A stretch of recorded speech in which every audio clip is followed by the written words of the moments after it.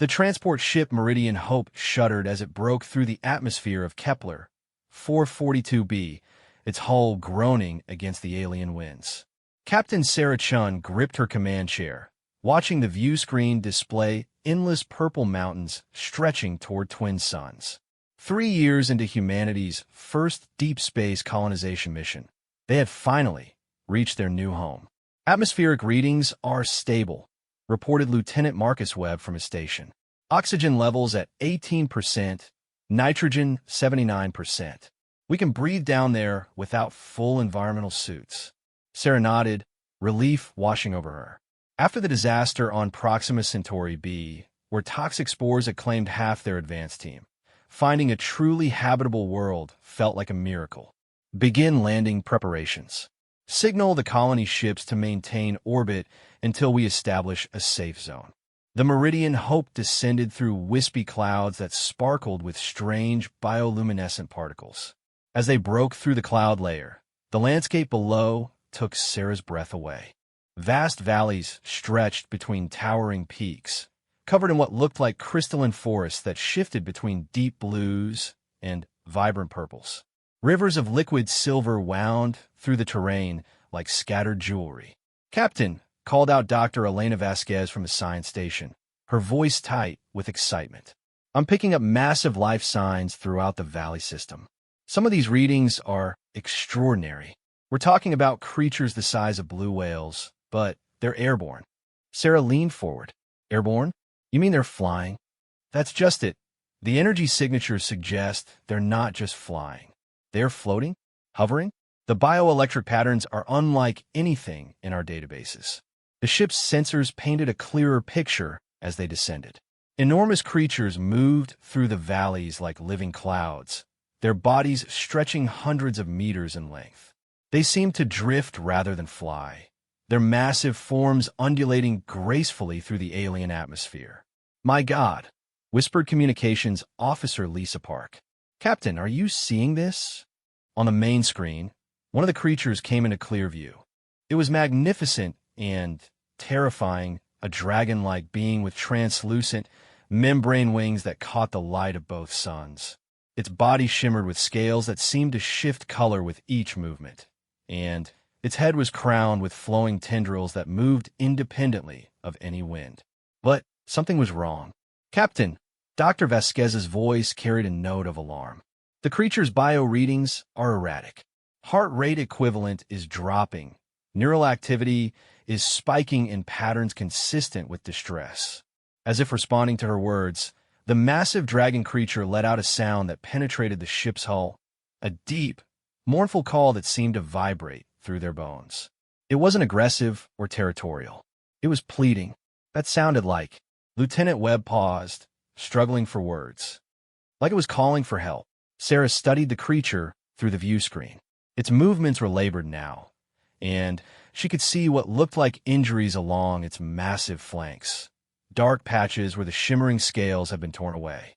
"Set us down in the clearing 2 kilometers from its position. Emergency protocols, but keep weapons systems offline. I don't think this is a threat." "Captain, we don't know anything about these creatures," Webb protested. First contact protocols assume we're dealing with potential hostiles," Sarah interrupted.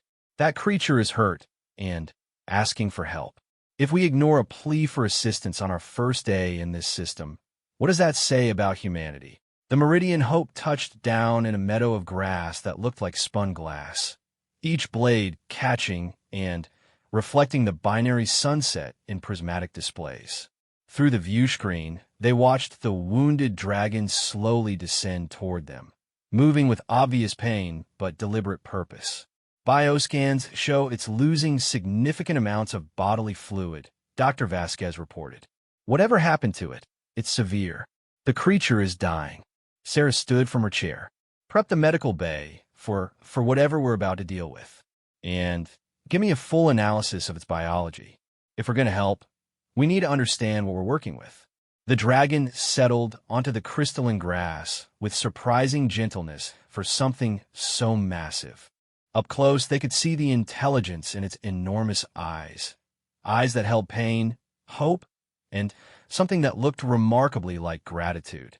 "Captain," Lisa called from her station. "I'm picking up complex electromagnetic pulses from a creature. They're too structured to be natural. It's almost like what? Like it's trying to communicate. The patterns are repeating, becoming more complex. It's learning our communication frequencies." Sarah felt her heart race. They had come to this world expecting to plant crops and build shelters. Instead, they had encountered a dying dragon that seemed to understand they might be able to help. She looked at her crew, scientists, explorers, and dreamers who had traveled across the galaxy to start humanity's greatest adventure. "All right, people," she said quietly. "Looks like our colony mission just became a rescue operation. Dr. Vasquez, I want everything you can tell me about this creature's biology. Lisa, see if you can establish some form of communication. Webb, prepare an away team with medical supplies." Through the view screen, the dragon's enormous head turned toward their ship. In its ancient eyes, Sarah saw something that transcended species, the universal plea of a sentient being in desperate need. Whatever had hurt this magnificent creature, they were going to help, even if they didn't know how yet. The twin suns began to set behind the purple mountains, casting the valley in shades of gold and crimson. In the growing twilight, the dragon's scales pulsed with a soft bioluminescence, and Sarah realized they were about to embark on something far more significant than establishing a human colony. They were about to discover what it truly meant to be human among the stars. As the ship's external lights illuminated the dragon's massive form, they could see the full extent of its injuries. Deep gashes ran along its side, and one of its magnificent wings hung at an unnatural angle. But despite its pain, the creature remained perfectly still, as if it understood that any sudden movement might frighten away its only hope for survival. "Captain," Dr. Vasquez called out, her voice filled with wonder and concern. "You need to see this.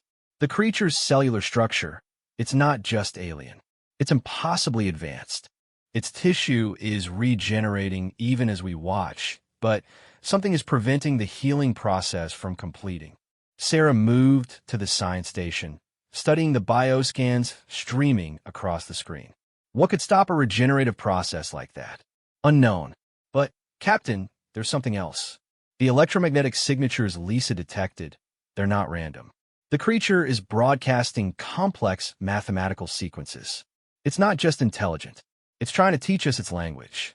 On the communication display, patterns of light began forming, geometric shapes that pulsed in rhythm with the dragon's heartbeat. Simple at first, then increasingly complex, as if the creature was building a foundation for understanding. "It knows we're here to help," Sarah said softly, "and it's trying to tell us how." Outside, the magnificent dragon waited in the alien twilight, its ancient eyes fixed on the small human ship that had appeared just when hope seemed lost. Neither species knew it yet, but they were about to embark on a journey that would change both of their worlds forever. The valley stretched out around them, vast and mysterious under the light of twin stars, holding secrets that would test the limits of human compassion and ingenuity. And somewhere in the darkness beyond the mountains, the source of the dragon's injuries remained hidden, waiting to be discovered. Dr. Elena Vasquez stepped out of the airlock wearing a lightweight environmental suit, her medical scanner humming as it analyzed the alien atmosphere. Behind her, a team of 6 humans carried equipment that seemed laughably small compared to the massive dragon waiting 50 meters away. The creature had positioned itself carefully, lying on its side with its injured wing extended, as if presenting the damage for examination. Atmospheric composition confirmed safe for extended exposure. Elena reported through her comm, local bacteria appear non-hostile to human physiology. We're clear to proceed. Captain Sarah Chun watched from a bridge as her away team approached the dragon. Through the external cameras, she could see the creature's head turn slightly to track their movement, but it remained perfectly still otherwise. The display of trust was remarkable for a first contact situation. "Dr. Vasquez," Sarah's voice crackled through the comm, "what are you seeing up close?" Elena stopped 3 meters from the dragon's massive wing and aimed her scanner at the injuries. The device immediately began displaying data that made her gasp. Captain, these aren't natural wounds. The damage patterns are too precise, too systematic. Something cut through this creature's hide with surgical precision. She moved closer, her scientific curiosity overcoming caution. The dragon's scales were each the size of dinner plates, and where they had been torn away, she could see complex biological systems underneath. Not just muscle and bone, but what looked like crystalline neural networks that pulsed with soft light. It's incredible, Elena whispered. The creature's entire nervous system is integrated with mineral structures. It's part biological, part geological. No wonder it can float. Its body generates its own magnetic field. Lieutenant Webb, serving as security chief for the away team, kept his weapon lowered but ready. Doc, can you help it? Those wounds look pretty severe. Elena studied her readings. The injuries are definitely preventing its natural regeneration. Whatever caused this damage left microscopic fragments embedded in the tissue. They're interfering with the healing process and causing systemic infection. As if understanding her words, the dragon let out another of its deep, harmonic calls.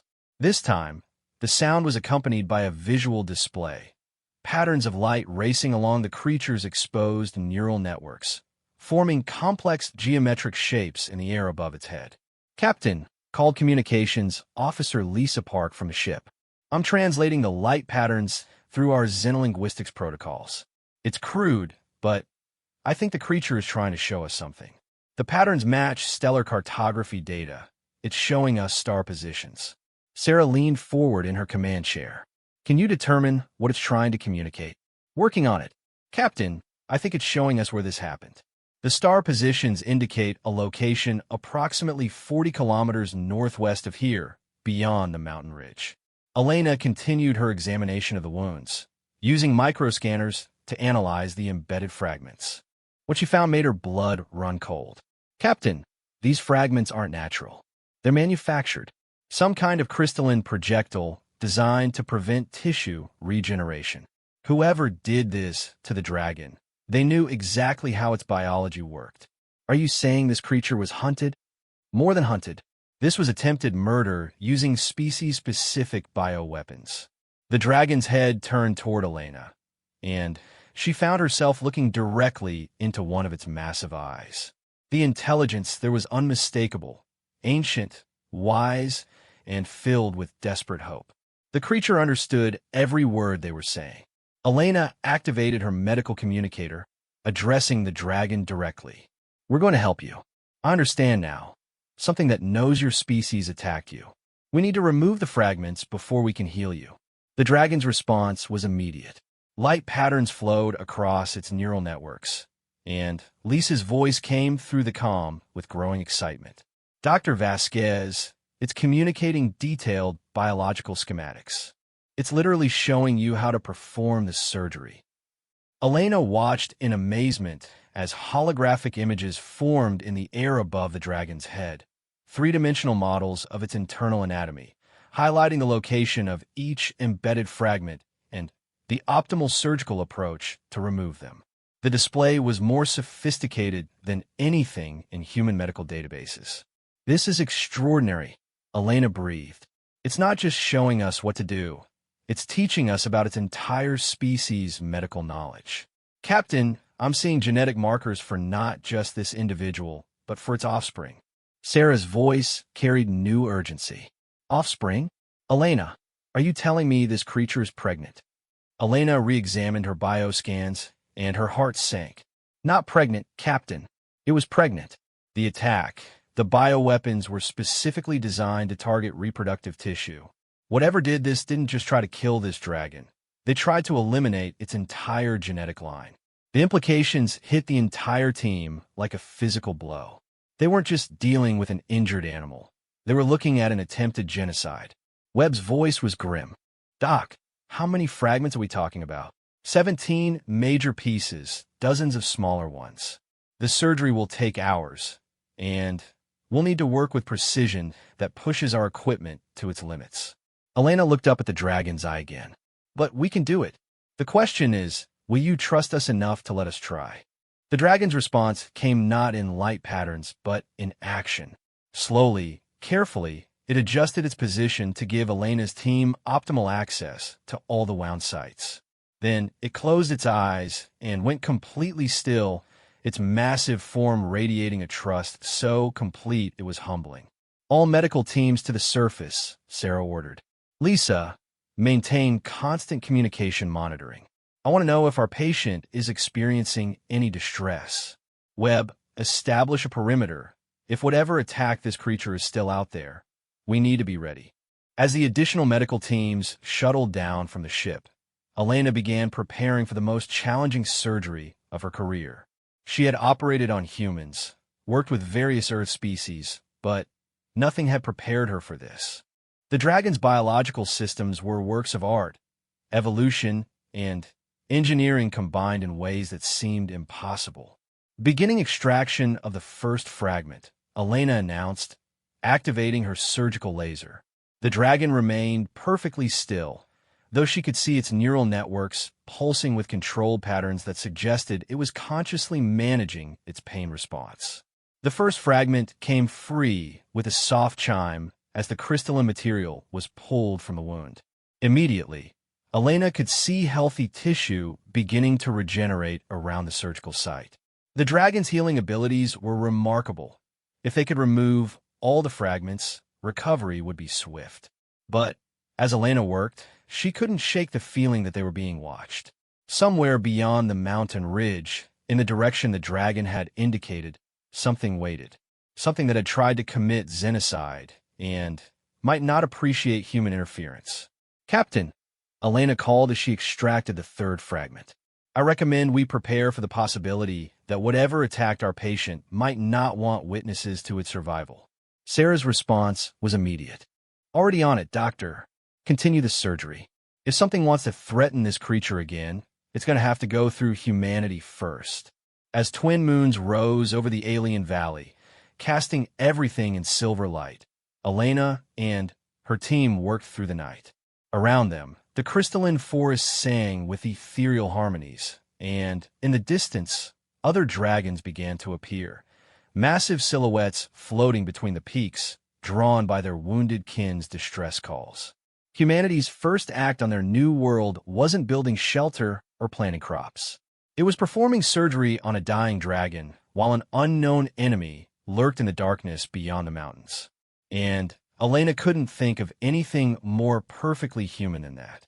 Dawn came with a symphony of crystal chimes as the binary suns struck the valley's mineral formations.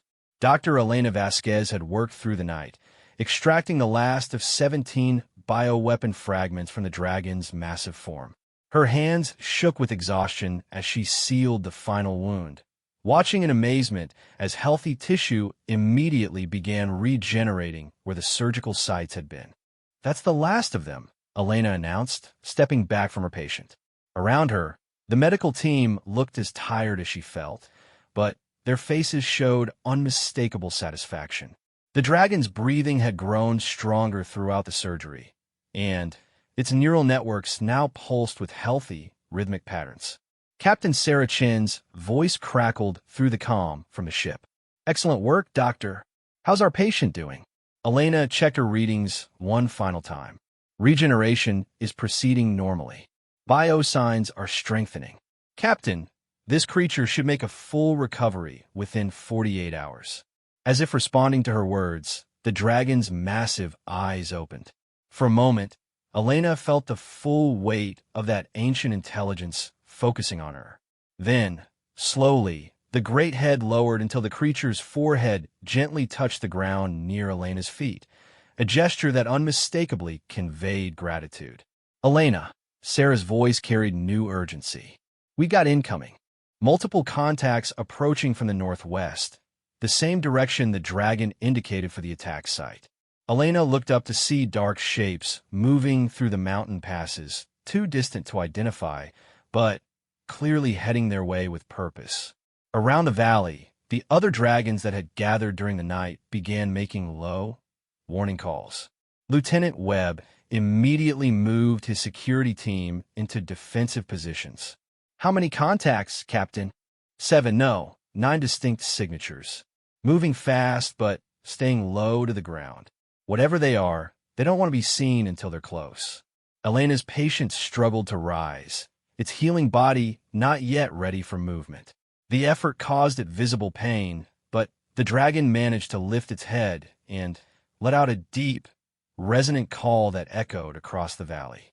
Immediately, the other dragons began descending from their positions among the peaks, forming a protective circle around the human landing site. "Well," Elena said grimly, "I think we're about to meet whoever attacked our patient." The first attacker crested the ridge just as the dragons completed their formation. Elena's breath caught in her throat. The creatures were clearly artificial, sleek, angular machines that looked like someone had tried to build mechanical dragons but had gotten everything wrong. Where the real dragons were elegant and organic, these constructs were harsh and predatory, their movements sharp and aggressive. "Mechanical constructs," Lieutenant Webb reported. "No life signs, but they're definitely hostile. Look at their weapon configurations." The lead machine carried what Elena recognized as the same type of crystalline projectile system that had nearly killed her patient. The others mounted various energy weapons, all clearly designed for hunting large aerial targets. "They're hunter-killers," Elena realized. "Someone built these specifically to exterminate dragons." Captain Sarah's voice cut through the tension. "All human personnel, fall back to defensive positions around the ship. Let the dragons handle this. It's their world, and they know these enemies."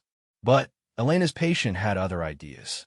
Despite its injuries and exhaustion, the massive dragon rose to its feet, spreading wings that still showed fresh surgical scars. Light patterns raced across its neural networks as it communicated with its kin, and Elena watched in fascination as the other dragons responded with coordinated precision. "They're sharing tactical information," she breathed.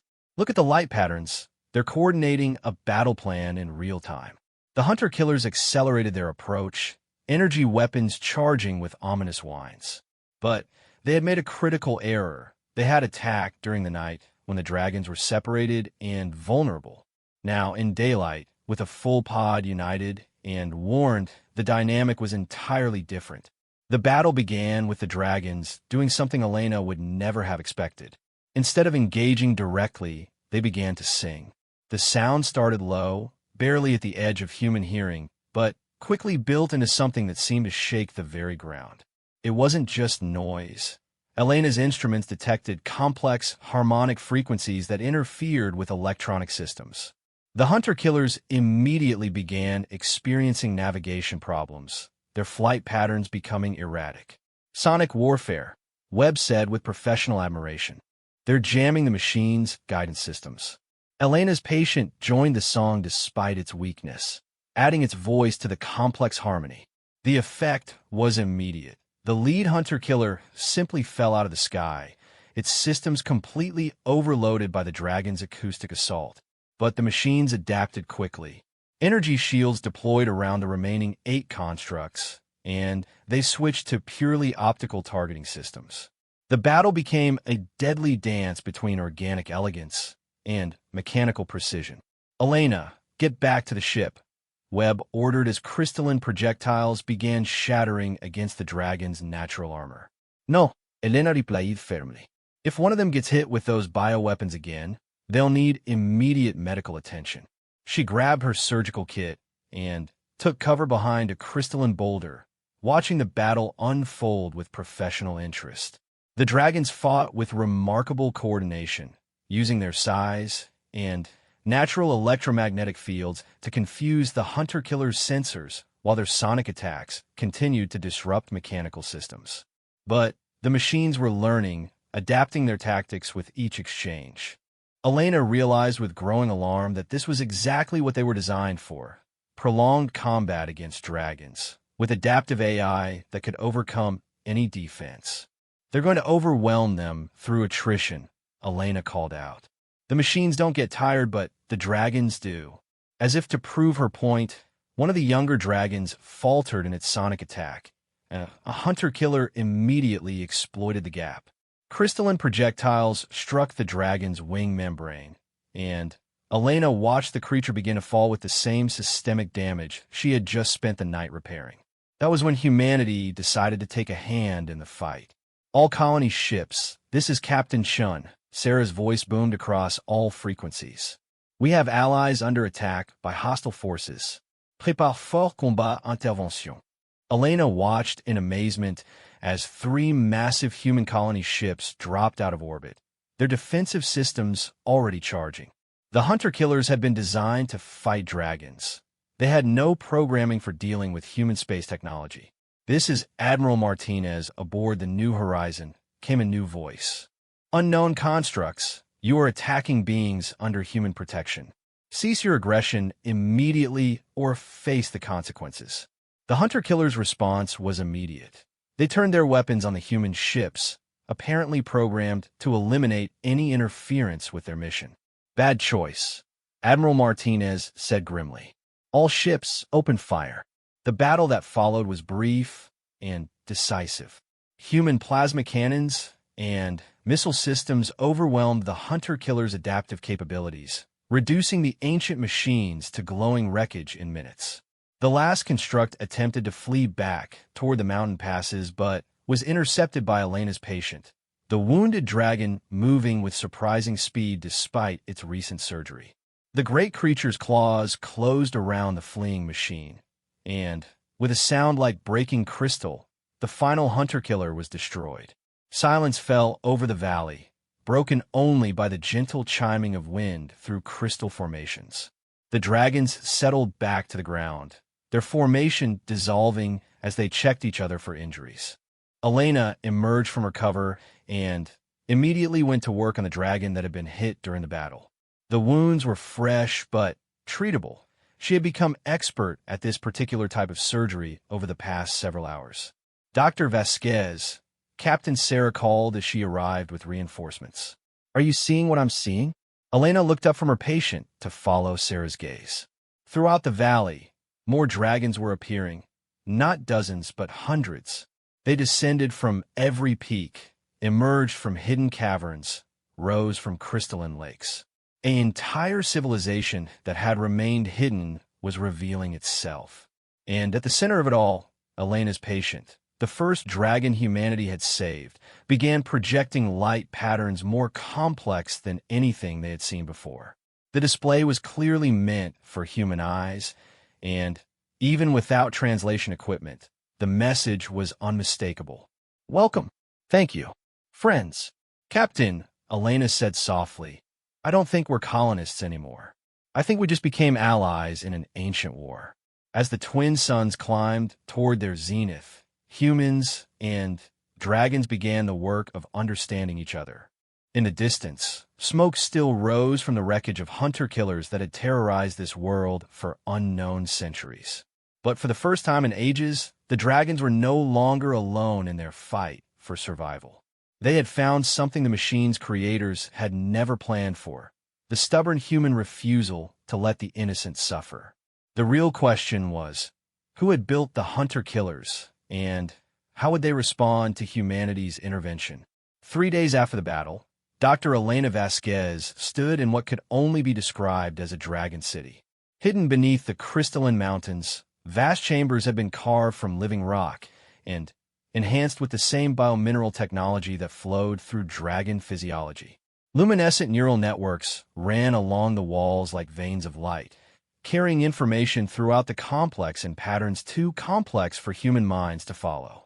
This civilization is ancient, Elena reported to Captain Sarah through her comm unit. Carbon dating suggests these structures are at least 50,000 years old, possibly much older. Elena's patient, who had shown her this place as soon as it could fly again, waited nearby. Through 3 days of interaction, they had developed a rudimentary communication system. Elena called the dragon Harmony, both for its musical language and its role in bringing their species together. Harmony gestured with one wing toward a vast chamber where hundreds of dragon eggs lay in carefully maintained crystalline nests. But Something was wrong with the scene. Many of the nests were empty, their surfaces dulled and cold. Others contained eggs that showed no signs of the healthy bioluminescence that marked viable dragon offspring. "Captain, I'm in their nursery," Elena said quietly. "The situation is worse than we thought. Most of these eggs are dead. The ones that are alive show signs of the same bioweapon contamination we removed from Harmony." Elena activated her medical scanner and began documenting the extent of the damage. What she found made her heart ache. Generation after generation of dragon eggs have been systematically poisoned by hunter-killer attacks, slowly driving the species toward extinction. "How many eggs are viable?" Sarah asked. Elena continued her survey of the massive nursery, her scanner cataloging nest after nest of failed reproduction. Out of approximately 2,000 eggs in this chamber, only 47 show healthy biosigns. "Captain, this species is dying. Without intervention, they have perhaps 2 generations left before complete extinction." Harmony moved beside her, its massive head lowering to nudge one of the dark, cold eggs. The gesture was heartbreakingly gentle, and Elena realized she was witnessing a parent mourning its lost children. Light patterns flowed across Harmony's neural networks. Not the complex tactical communication she had seen before, but something simpler and infinitely sadder. "It's showing me memory fragments," Elena said softly. "Images of what these chambers looked like when they were full of life. Thousands of young dragons learning to fly, their parents teaching them to sing, entire generations growing up in peace." Elena placed her hand on Harmony's massive foreleg, a gesture of comfort that transcended species. The dragon's neural networks pulsed with what she had learned to recognize as gratitude, but also with something new, hope. Because Elena had an idea. "Captain, I need the entire xenobiology team down here immediately. And I want our best geneticists to start analyzing the bioweapon fragments we extracted. If we can understand how the contamination works, we might be able to reverse it." "Elena, are you suggesting what I think you're suggesting?" Elena looked at the thousands of dead and dying dragon eggs surrounding her. "I'm suggesting that humanity's first major contribution to this world might be helping bring a species back from the brink of extinction." Over the following days, the Dragon City became a joint human-dragon research facility. Elena worked alongside dragon healers, ancient beings whose understanding of biomineral healing exceeded anything in human medical databases.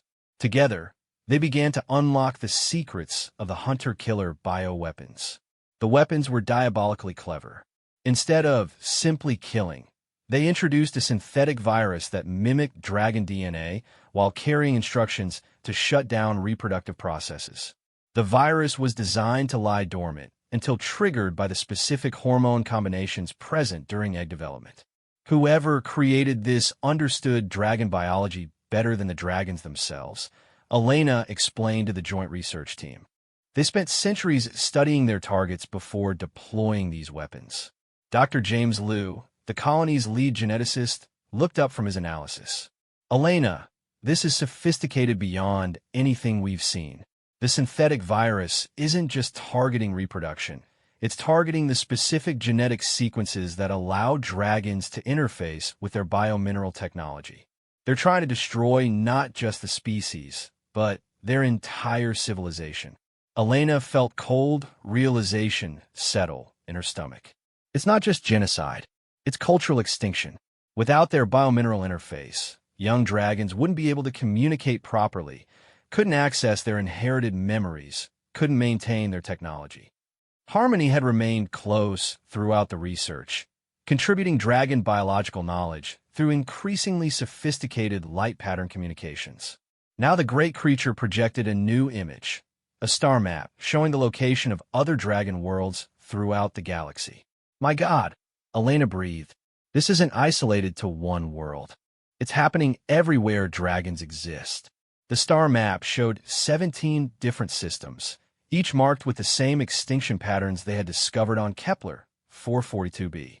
Someone, or something, had been conducting systematic xenocide across multiple star systems for centuries. Captain Sarah arrived in the Dragon City as Elena was processing this revelation. "Doctor, we've got incoming transmissions from human colonies in the Tau Ceti and Wolf 359 systems. Similar constructs have appeared in both locations, attacking indigenous species." Elena stood up from her research station, her mind racing. "Captain, I think we've stumbled into something much bigger than a colonial settlement. We're looking at evidence of galaxy-wide species elimination by an unknown intelligence." "The question is," Sarah said grimly, "are we next on their list?" As if in response to her words, long-range sensors began detecting new contacts approaching the system. Not the crude hunter-killers they had defeated, but something larger and more sophisticated. "Multiple ships entering the outer system," reported Lieutenant Webb. "Configuration unknown, but they're big. Estimate arrival in 6 hours."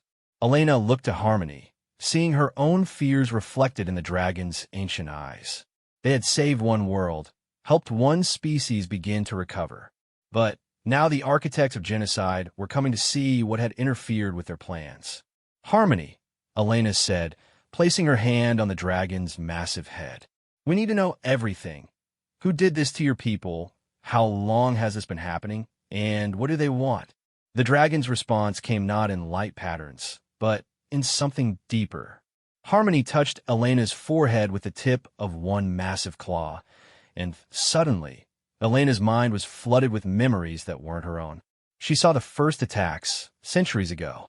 Sleek ships arriving at peaceful dragon worlds, deploying hunter-killers while remaining hidden behind advanced stealth technology. She witnessed the slow, deliberate extinction campaigns, each one carefully calculated to look like natural population decline rather than systematic murder. But, most importantly, she saw the attackers themselves. They weren't machines, or aliens, or cosmic forces. They were human. "Elena." Sarah caught her as she staggered, the mental connection breaking. "What happened? What did you see?" Elena looked up at her captain, then at the dragon who had just shared the most painful truth in its species' history. Her voice was barely a whisper when she spoke. "Captain, we're not the first humans in this galaxy. And the ones who came before us, they've been committing genocide for 300 years." The chamber fell silent, except for the gentle chiming of crystal formations. Somewhere above them, ships built by human hands were approaching to finish what they had started. But below ground, in a city carved from living stone, two species prepared to stand together against an enemy that wore humanity's face while abandoning everything human values represented. Elena looked at the dragon eggs surrounding them, new life waiting to be born, a future hanging in the balance. She thought about the choice facing them: surrender to the genocidal humans who share their species, or fight alongside the dragons they had sworn to protect. For Elena, for Sarah, for every human who had made the journey across the stars to find a better world, the choice was simple. "Harmony," Elena said, her voice growing stronger. "Show us how to fight them. Show us how to win." The dragon's neural networks blazed with light as it began projecting tactical information, sharing centuries of hard-learned survival strategies. Around them, the ancient city hummed with renewed purpose as two species prepared for a battle that would determine the future of both civilizations. Above ground, the twin suns set behind purple mountains, and, in the growing darkness, human ships prepared to make contact with other humans who had chosen very different paths among the stars. Admiral Sarah Chun stood on the bridge of the newly commissioned Dragon's Heart, the first human ship built with dragon biomineral technology integrated into its hull. Around her, displays showed the approaching fleet, 12 massive vessels that registered as human design, but carried energy signatures unlike anything in colonial databases. 3 hours to contact, reported Lieutenant Webb. They're maintaining radio silence, but passive scans suggest each ship is easily 10 times larger than our colony vessels. Sarah nodded grimly. In the weeks since Elena's shocking revelation, the combined Human-Dragon Alliance had worked frantically to prepare defenses. Dragon technology had proven remarkably compatible with human systems, and the results exceeded everyone's expectations. "Status report on the integrated systems?" Sarah asked. Biomineral neural networks are online and stable, reported Dr. Liu from the science station. We're seeing 40% improvement in processing speed and sensor resolution. The Dragon's harmonic communication system is giving us real-time tactical coordination across the entire fleet. Through the bridge windows, Sarah could see the most remarkable sight of her career. Human ships flying in perfect formation alongside massive dragons, their movements coordinated by the musical language that had evolved over 50,000 years of dragon civilization. Captain, Elena's voice crackled through the calm from the surface. The egg revival program is showing promising results. We've successfully neutralized the bioweapon virus in 12 eggs. If we can hold the system against this attack, we might actually save this species. Sarah felt the weight of that responsibility. They weren't just defending a colony anymore. They were protecting the future of an entire civilization. Incoming transmission, Webb announced. It's from the lead vessel. Put it through. The face that appeared on the main screen was undeniably human, but something was wrong with the eyes. They held in coldness that Sarah had never seen in another person. The look of someone who had long ago stopped seeing other species as anything more than obstacles to be removed. Colonial vessel Meridian Hope. The figure spoke with crisp military precision. I'm Admiral Marcus Vex of the Terran Expansion Authority. You have interfered with authorized pacification operations in this system. Stand down immediately and prepare to transfer custody of all indigenous life forms for proper disposal. Sarah felt her blood run cold. Admiral Vex, this is Captain Sarah Chun of the Human Colonial Alliance. The creatures you're calling indigenous life forms are sentient beings. They've committed no acts of aggression and pose no threat to human interests. Vex's expression didn't change. Captain Chun, your colonial charter does not grant you authority to interfere with expansion authority operations. The dragons of this system have been classified as incompatible with human settlement. Their elimination is necessary for the security and prosperity of our species. Incompatible. Sarah's voice rose. Admiral, these beings saved our lives, shared their technology with us, and welcomed us to their world as friends. How exactly are they incompatible with anything except your twisted definition of humanity? For the first time, Vex showed emotion, a flicker of annoyance. Captain, you've been in contact with these creatures for less than 2 weeks. The Expansion Authority has been monitoring dragon species for 3 centuries. They represent a long-term existential threat to human dominance in this galaxy. Existential threat? Sarah couldn't believe what she was hearing. They're herbivores who live in artistic harmony with their environment. Their greatest weapons are songs. What possible threat could they represent? Vex leaned forward, his cold eyes intense. They live for thousands of years, Captain. They remember everything. They share knowledge instantaneously across their entire species. In 100 years, when human colonies are struggling with resource depletion and technological stagnation, the dragons will still be advancing, still growing stronger. Sarah stared at the screen in horror. You're committing genocide because you're afraid they might someday be better than us. I'm ensuring humanity's long-term survival, Vex replied coldly. Captain Chun, you have 10 minutes to stand down and evacuate all human personnel from the surface. After that, we will proceed with pacification regardless of your presence. The transmission cut off, leaving Sarah staring at a blank screen. Around her, the bridge crew sat in stunned silence. 10 minutes, Webb said quietly. Captain, their ships outgun us 50-1. This isn't a battle we can win through conventional means. Sarah looked out at the dragons flying alongside their ships, magnificent beings who had trusted humanity enough to share their most sacred knowledge. She thought about Elena working frantically to save dragon eggs, about Harmony learning English phrases to better communicate with her human friends, about the ancient city beneath the mountains where 2 species had begun building something beautiful together. Lieutenant Webb, signal all ships. Tell them we're not backing down. Captain, they'll destroy us. Sarah smiled grimly. Maybe, but they've made one crucial error in their calculations, which is they assume we're fighting alone. as if summoned by her words. Harmony's massive form rose past the bridge windows, neural networks blazing with communication patterns. But these weren't the simple tactical coordinates they had used before.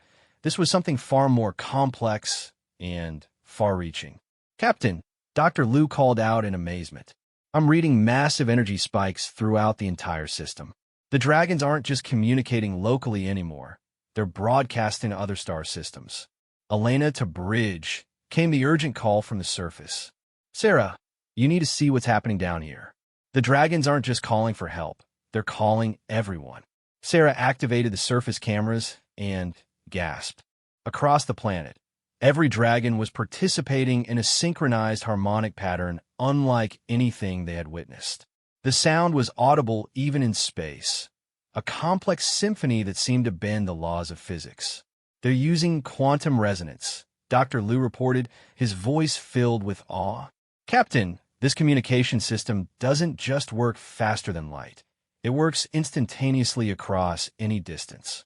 Admiral Vex's ships had begun their attack approach, weapons charging with ominous energy buildups. But something was happening at the edge of the system that made Sarah's heart race with hope. "New contacts!" Webb shouted. Multiple jump signatures throughout the outer system. "I count 30, 50. My God, Captain, there are hundreds of ships entering the system." The tactical display lit up with vessel signatures from across the galaxy.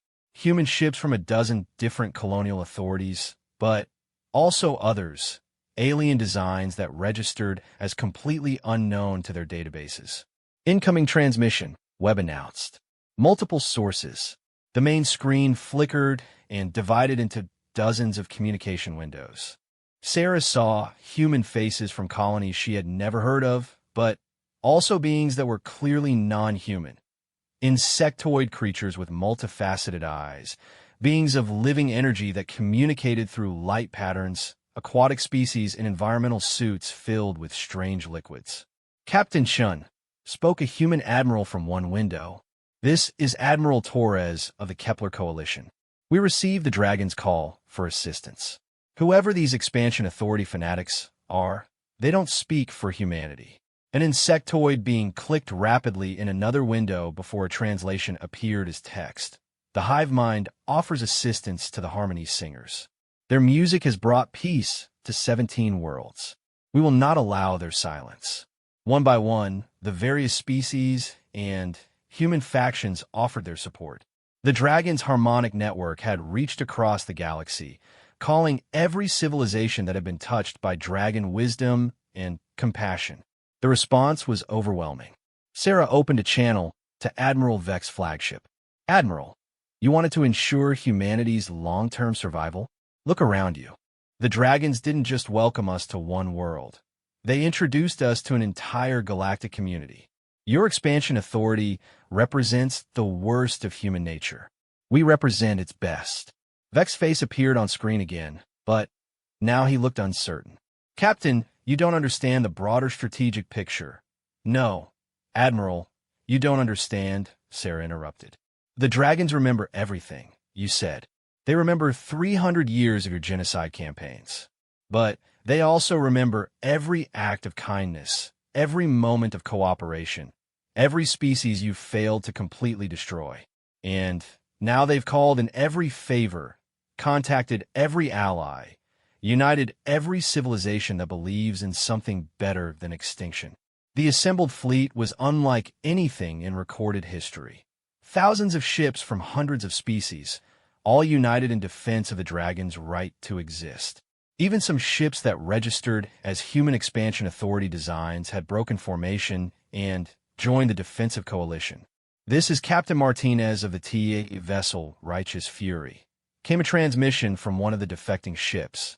"Admiral Vex, I've served the Expansion Authority for 20 years, but I didn't sign up for genocide. My crew and our switching sides." Similar transmissions came from other TA vessels as their crews faced the reality of what their organization had become.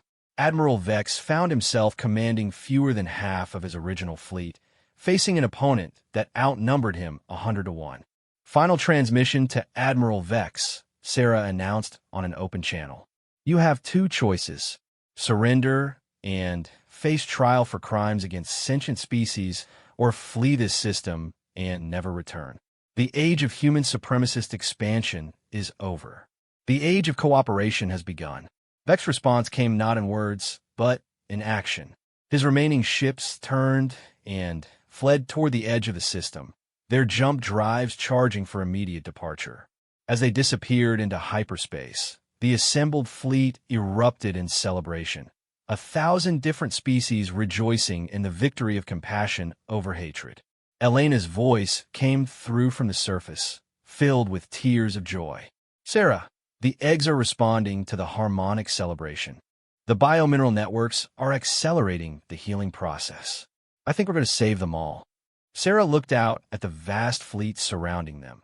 Dragons flying alongside ships from across the galaxy, their combined lights turning the space around Kepler 442b into a constellation of hope.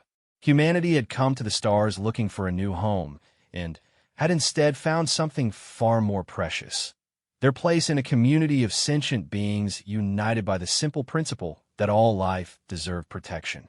6 months later, Sarah stood in the dragon nursery, watching the first generation of healthy dragon hatchlings in 3 centuries take their maiden flights.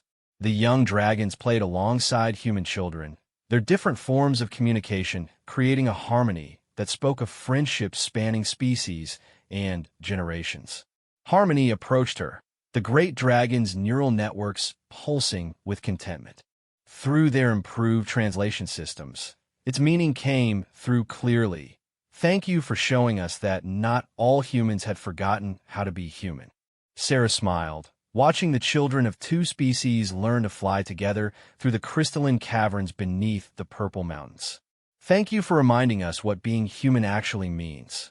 Above ground, construction continued on the first true interspecies city in galactic history.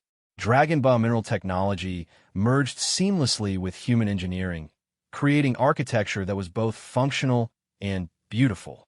The city's communication networks carried the songs of dragons alongside human languages and the clicking of hive mind dialects. The Terran Expansion Authority still existed somewhere in the galaxy, but they no longer operated unopposed. Every dragon world now hosted multi-species defense platforms, and the Harmonic Network had become a galaxy-wide early warning system against genocidal threats. Humanity had come to the stars carrying both the best and worst of their nature. In the valleys of an alien world, they had been forced to choose which aspect would define their legacy among the stars. They had chosen wisely, and in making that choice, they had not diminished themselves, but had instead become more human than they had ever been before. The future stretched ahead, full of challenges and wonders, but no species would face them alone. The harmony that had begun with a wounded dragon's call for help now echoed across the galaxy. Proof that compassion could triumph over fear, and that the best of humanity lay not in conquest, but in the courage to reach across the void and offer help to those in need.